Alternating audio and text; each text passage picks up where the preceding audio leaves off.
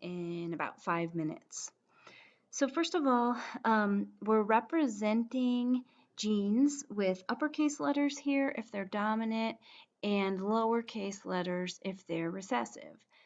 Dominant means that you just need to have one copy of that particular gene to show it. So yellow must be the dominant version of this trait.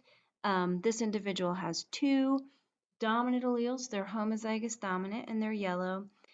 And green must be the recessive form of this particular seed characteristic because this individual is homozygous recessive and it's telling us that they're green. So these are the parents. So these are Mendel's true breeding parents. They're homozygous. They're in the homozygous condition. And these arrows are showing us the gametes that these parents will produce. So just like in humans, humans are diploid. That means our cells are carrying two copies of each gene. But when we go and produce gametes, when we produce sperm for a man or eggs if we're a woman, only one of those genes is going to make it into the gamete.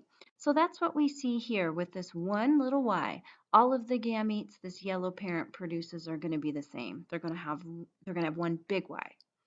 I might have just said little y, I meant big Y. And the same thing is going on here. This homozygous recessive parent, when it goes to make gametes, its reproductive cells, they're all going to have little y's.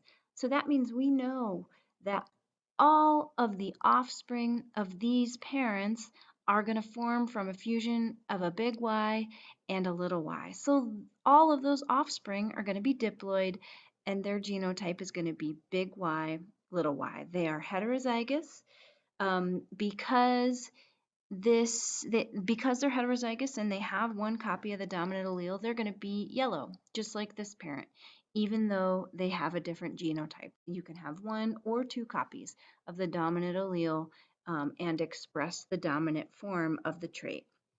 Okay, so now this was what Mendel called his F1 generation, the offspring of these parents. When they go to produce gametes, there's going to be options because they have more diversity. They have two different alleles for this particular trait. So they could either make gametes that are big Y, that's what we see here, or gametes that are carrying the little y. And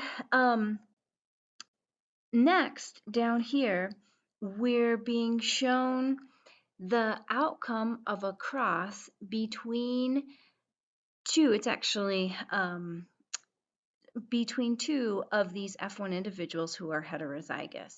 So a Punnett square is set up with the gametes of one parent on one axis. And remember, because the parents are heterozygous, they can each make two different kinds of gametes. So we see the gametes of one parent up here, the big Y and the little y, and we see the gametes of the other parent down here. The square is showing us the different opportunities or the different outcomes, the possible outcomes of fertilization between these two parents. So we could either have a big Y from a sperm cell fusing with the big Y from an egg cell. That would mean their offspring were big Y, they would be yellow. Or we could have a big Y from one parent fusing with a little y from one parent. That would result in a heterozygous plant that would also be yellow. Or we could have a big Y from one parent fusing with a little y from the other parent. That would be another way to get a heterozygous genotype. The phenotype, once again, would be yellow.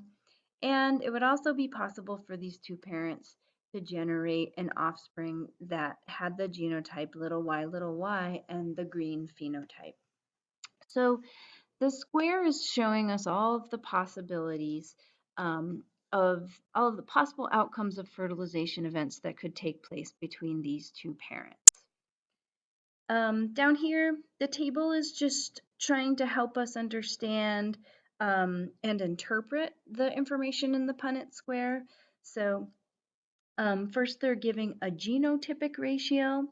So the genotypic ratio is a 1 to 2 to 1 ratio because there was one individual who was homozygous dominant, two who were heterozygous, and one who was homozygous recessive. It's telling us that this is a 3-to-1 phenotypic ratio because we had 3 offspring here out of 4 who were yellow and 1 out of 4 who were green.